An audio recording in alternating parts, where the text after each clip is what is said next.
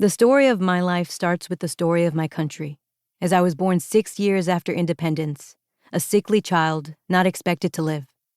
But by the time I was 6, I was in better health than my country, for La Patria had already suffered 11 changes of government.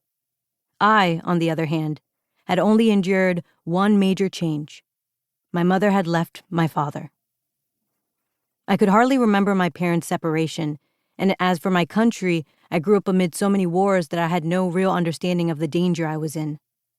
What I feared was not the revolutions themselves, but the dark hole underneath the house that we had to hide in whenever a war broke out.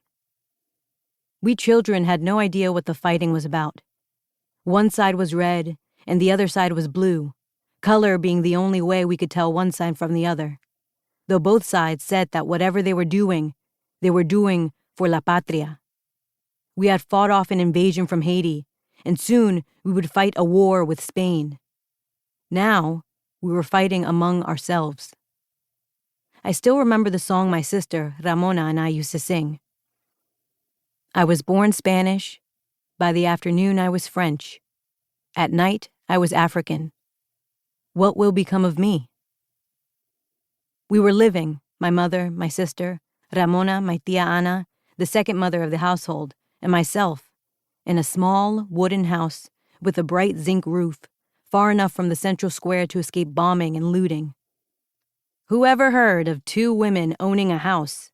My father was said to have exclaimed when he heard the news that his wife had bought a house with her sister. We were proud of our house, and most especially, we were proud of our zinc roof.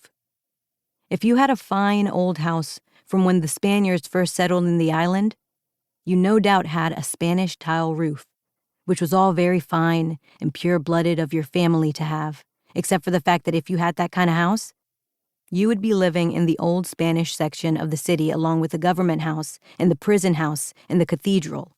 And in time of war, that would be the area where the opposing side would aim its cannons and blast your fine old family roof to hell.